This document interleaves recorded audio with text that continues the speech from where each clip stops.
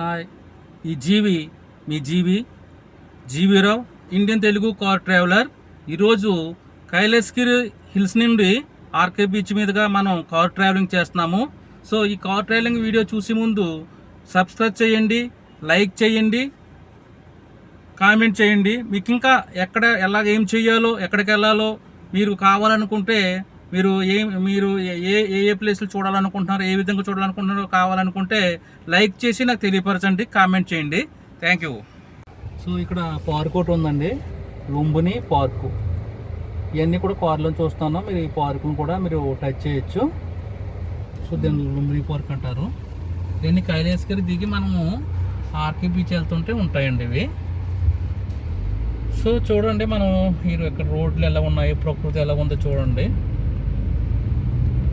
RK బీచ్కి వెళ్తున్నాం, కైలాసగిరి దిగి ఆర్కే బీచ్కి వెళ్తున్నాము.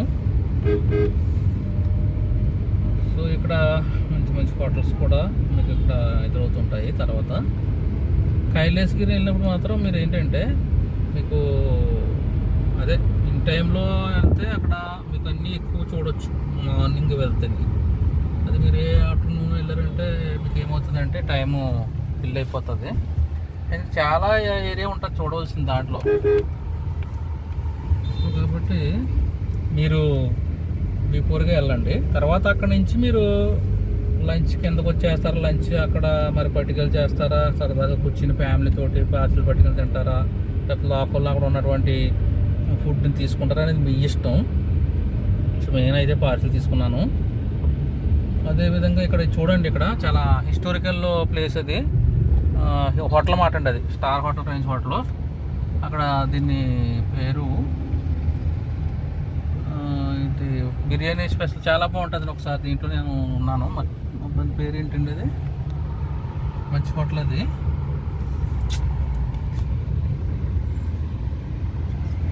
అదేవిధంగా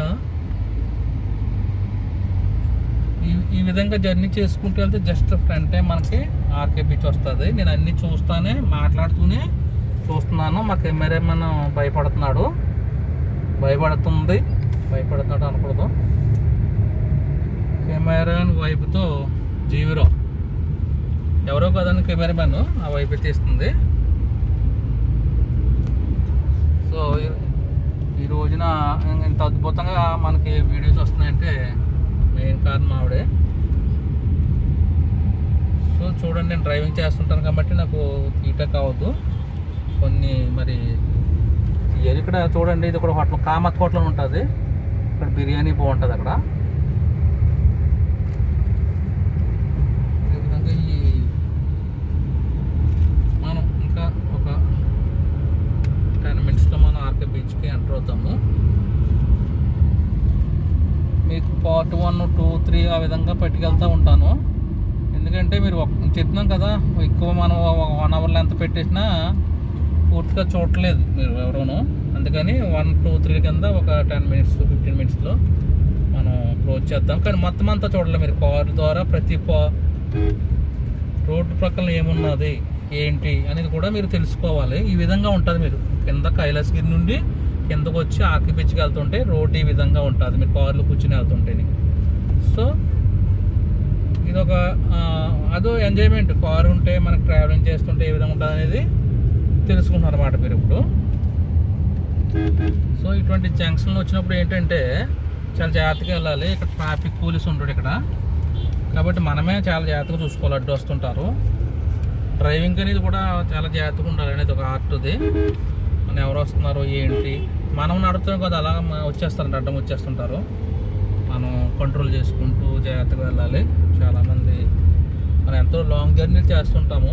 చాలా జాగ్రత్తగా మన డ్రైవింగ్తో పాటు మన కార్ కిందకి ఎవరైనా పడతారనేది కూడా చూసుకోవాలి. సో ఇంకొక 3 minutesలో ఎంటర్ అయిపోతాం. ఇది ఇక్కడ చూడండి, పక్కన ఒకటి ఉంటుంది ఓల్డ్ టెంపుల్. ఇది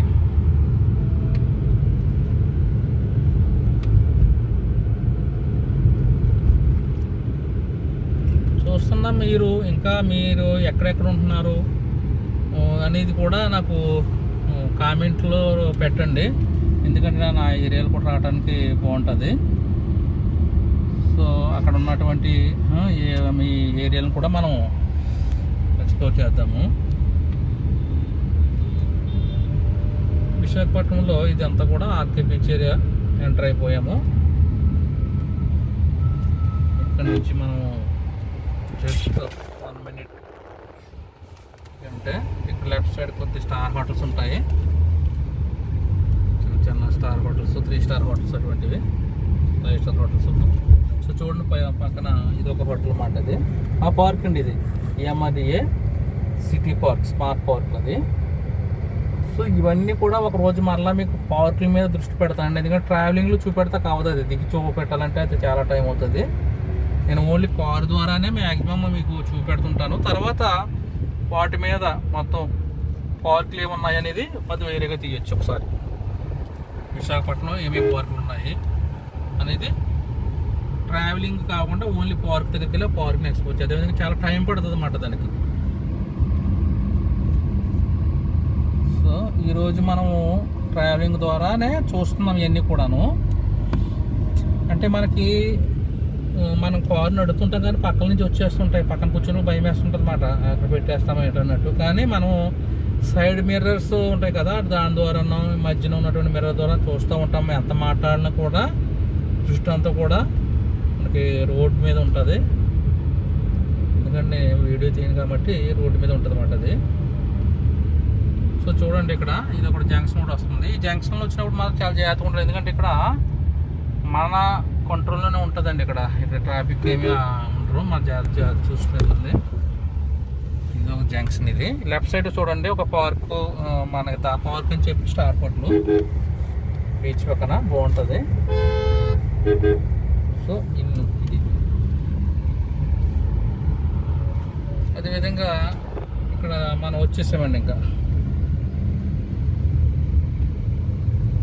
ఆర్కే బీచ్కి ఎంటర్ అయిపోతున్నాం. అంటే మనం బీచ్ అంటే బీచ్ పక్కనే ఉంటుంది అట్లా, అలాగా చూసుకుంటూ వెళ్తాం. దిగినా అంతే,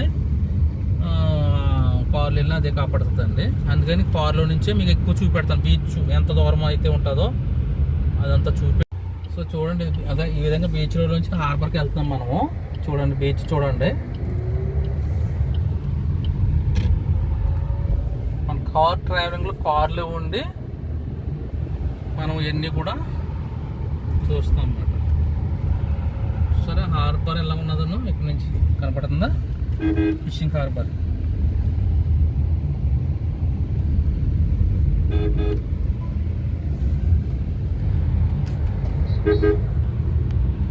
ఫిషింగ్ హార్బర్ లోపల ఎలా ఉంది ఏంటని తర్వాత తీద్దామండి ఆ వీడియోలో, ఎందుకంటే ఆ వీడియోలు చాలా ఉంటాయి. కానీ ట్రావెలింగ్ ద్వారా మనము హార్బర్ చూడాలి. ఇది ఎంతవరకు వెళ్ళగలుగుతామో అంతవరకు లోపలికి వెళ్తాం అన్నమాట.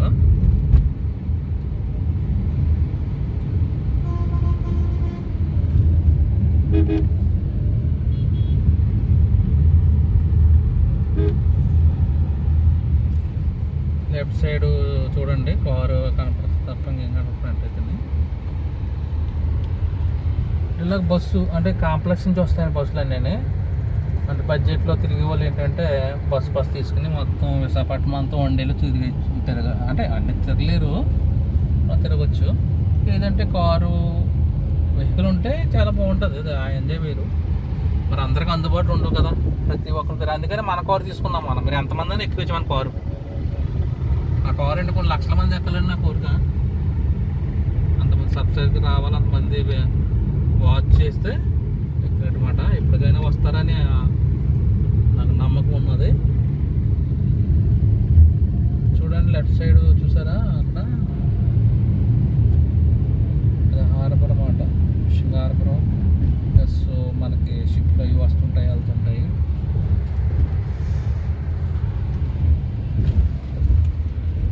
మనం ఇప్పుడు హార్బర్ రూట్లో ఉన్నామండి. ఇప్పుడు ఆర్కే బీచ్ నుంచి హార్బర్ రూట్కి ఎంటర్ అయిపోయాము.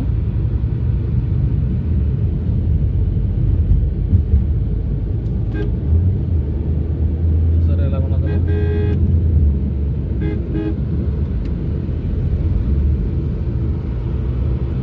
ఒక్కొక్క సిటీ ఒక విధంగా ఉంటుందండి. ప్రతి సిటీని మనం చూడాలి, చూపెడతాను.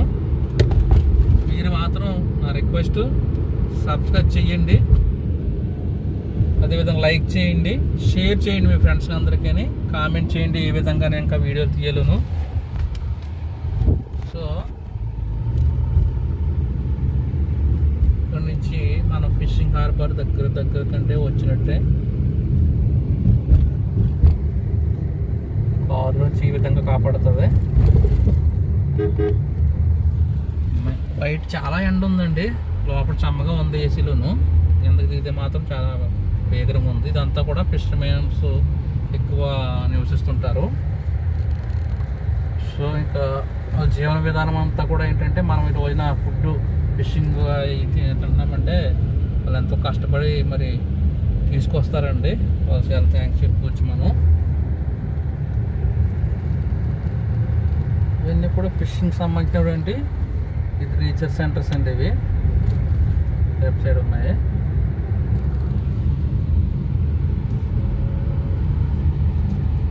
ఇక్కడ హార్బర్లోకి వెళ్తాము. తర్వాత ఏంటంటే ఇంకా లోపలికి వెళ్తామండి. లెఫ్ట్ సైడ్ వెళ్ళాలి. ఇది ఫిషింగ్ హార్బర్ అన్నమాట. వెళ్తాం ఒకసారి చూడండి. ఇది లోపలికి వెళ్ళే హార్బర్ అన్నమాట.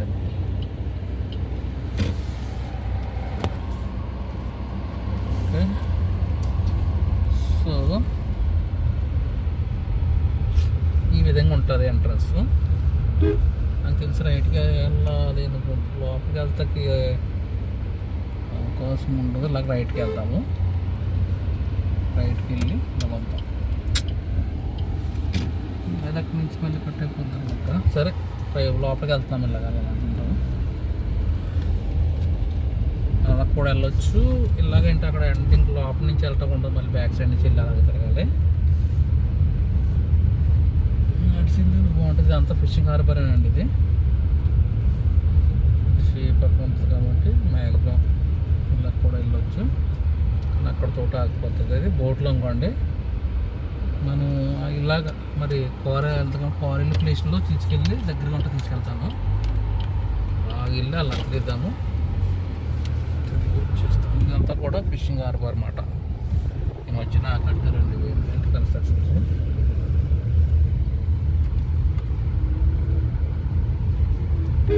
ఇది స్టేషన్ ట్రాఫిక్ సెక్యూరిటీ. ఇంకోటి ఐస్ చూసారా? ఐస్ తోటి ఇలాగా ఫిష్ని చూసారా? ఎంత పెద్ద ఫిష్ ఉంటుంది చూసారా? ఇంకోటి ఫిష్ ఎంత పెద్దగా ఉన్నాయో కదా.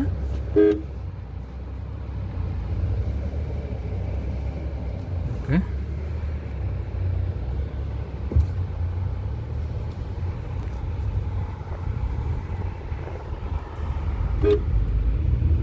ఇదంతా ఫిషింగ్ చాలా పెద్ద పెద్దవి వస్తాయండి. ఎక్స్పోర్ట్ అవుతుంటాయి. ఇక్కడ ఇలాగా చిన్న మరి ఆరబెట్టారు.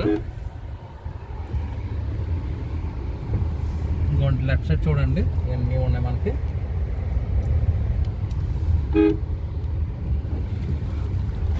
ఇవన్నీ కూడా ఫిషింగ్ హార్బర్ అన్నమాట. ఇది మార్నింగ్ వస్తే ఇంకా బిజీగా ఉంటుంది. ఇలాగ తిరగడం ఉండదు అసలే. లంచ్ టైం కాబట్టి ఇప్పుడు వెళ్ళిపోతారు ఫిషింగ్ అంతాను. ఇది ఎక్స్పోర్ట్ అయ్యి అన్నీ అయిపోతున్నాయి. ఇక్కడ ఎక్కడన్నా ఫిషింగ్ వెళ్తుంటే ఆగుతాము. మార్నింగ్ అసలే కారు వెళ్దండి, చాలా బిజీగా ఉంటుంది. అసలు జనం. ఎందుకంటే అక్కడ నుంచి వస్తాయి, సీ నుంచి వస్తాయి మార్నింగ్ అని. వచ్చిన తర్వాత